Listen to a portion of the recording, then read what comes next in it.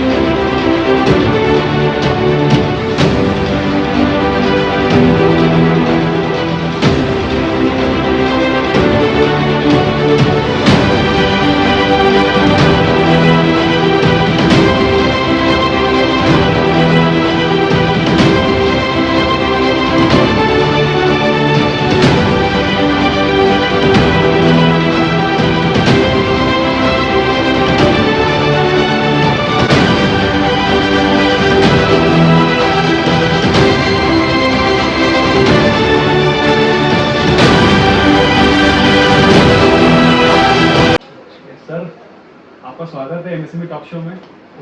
आपसे हम जानना चाहेंगे आपकी जर्नी के बारे में, तो क्या इंस्पिरेशन रहा सीटेक की शुरुआत करने के पीछे, वो हम जानना चाहेंगे। तो एक्चुअल में जब से मैंने इंजीनियरिंग की 1986 में उसके बाद मैंने JRD टाटा साहब का एक इंटरव्यू पढ़ा था जिसमें उन्होंने लिखा था कि आज की घड़ी में सबसे ज़्यादा इंडिया को ज़रूरत है एम्प्लॉयमेंट की, और एम्प्लॉयमेंट 2 ही सेक्टर में ज़्यादा से ज़्यादा मिल सकती है, या तो कंस्ट्रक्शन में या फिर इंजीनियरिंग में। और तभी से मेरे दिमाग में चल रहा था कि हमें कुछ तो भी इंजीनियरिंग में एम्प्लॉयमेंट जनरेशन के लिए कुछ तो भी करना है।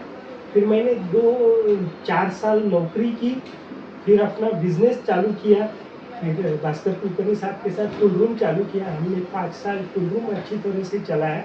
फिर मेरी मुलाकात अविनाश चाबुकसर साहब के साथ हो गई कुछ एक्सपोर्ट के कंपोनेंट डेवलप करने के लिए, तो हमने वो पेटेंटेड प्रोडक्ट डेवलप किया।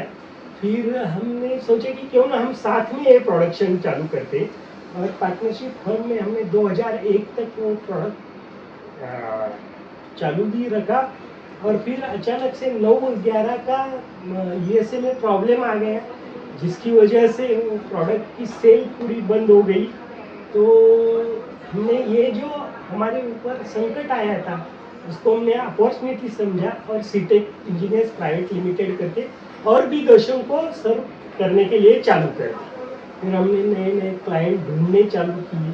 पहले साल टर्नओवर 15 लाख रुपये ही हुआ उसमें, बट क्लाइंट अच्छे मिलते रहे। शुरुआत से ही हमारा फोकस क्वालिटी, कॉस्ट और डिलीवरी, ये तीनों चीज़ों के ऊपर था। तो इसकी वजह से क्लाइंट OEM क्लाइंट अच्छे मिलते गए। फिर 2001 से 2008 तक हम 100% एक्सपोर्ट ओरिएंटेड कंपनी थे, जिसमें हम USA, जर्मनी और इटाली को मेजरली एक्सपोर्ट करते थे मशीन कंपोनेंट्स। और फिर 2008 में वापस सब प्राइम आ गया, जिसकी वजह से यूरोपियन मशीनरी मार्केट कोलैप्स हो गया। तो हमने इंडियन मार्केट सर्च करना चालू किया। तभी अपॉर्चुनिटी था कि इंडिया के कंस्ट्रक्शन और अर्थमूविंग मशीनरी मार्केट जस्ट बिगिन हुआ था। तो हमको ये जो MNCs इंडिया में आए थे वहाँ पे ओपनिंग मिली, क्योंकि हमें कंपोनेंट पहले से ही उनको एक्सपोर्ट में दे रहे थे। तो उसकी वजह से हमें अच्छा खासा बूस्ट भी मिला और कंपनी का ग्रोथ भी चालू हो गया। सर, बहुत ही इंस्पायरिंग जर्नी रही है आपकी। मैं बोल सकता हूँ स्क्रैच से इस साल आप 50 करोड़ के आसपास पहुंच रहे हैं, 0 से 50 करोड़ के टर्नओवर की जर्नी। एंड मैं आपके साथ जुड़ा हुआ हूँ कुछ सालों से, कई सालों से, और मैंने देखा है कि हमेशा एक एमएसएमई एंटरप्रेन्योर का जो लाइफ है वो चैलेंजिंग रहता है। कुछ न कुछ स्ट्रगल्स रहते हैं, कुछ न कुछ चलता रहता है, समथिंग एवरी टाइम कुछ न कुछ दिमाग में रहता है, कुछ एग्जीक्यूशंस रहते हैं, प्लान्स रहते हैं। तो क्या की चैलेंजेस रहे हैं आपके, मतलब की चैलेंजेस जो आपने फेस किए अपने इस एमएसएमई सेक्टर में अभी या तक? की चैलेंजेस, सबसे बड़ा की चैलेंज रहता है इंफ्रास्ट्रक्चर का क्योंकि एमएसएमई के लिए अलग से कोई इंफ्रास्ट्रक्चर एजेंसी अपने यहाँ पे नहीं है। एमआईडीसी है, लेकिन देखिए एमआईडीसी 30% को सर्व करती है, 70% हमारे जैसे तो आउट ऑफ एमआईडीसी काम करते हैं। वो इंफ्रास्ट्रक्चर डेवलप करना ये सबसे बड़ा चैलेंज रहा। और दूसरा बात, हम शुरुआत से एक्सपोर्ट में होने के वजह से एक्सपोर्ट क्वालिटी और एक्सपोर्ट कम्युनिकेशन, ये दो चीज़ों में लोगों को डेवलप करना, ये हमारे लिए सबसे बड़ा चैलेंजेस रहा। लेकिन फॉर्चुनेटली पहले से ही हम लोग क्वालिटी के बारे में बहुत ही सटीक थे, क्योंकि हमें पहले से एक्सपोर्ट का एक्सपीरियंस था, तो उसमें निकल गए आगे। जो आपके हमारे ऑडियंस को बताना चाहेंगे, मतलब एग्जैक्टली क्या आपके की प्रोडक्ट्स हैं, इंजीनियरिंग प्रोडक्ट्स हैं, कौन कौन से आपके मेन कस्टमर्स हैं, किस सेक्टर को आप सर्व करते हैं?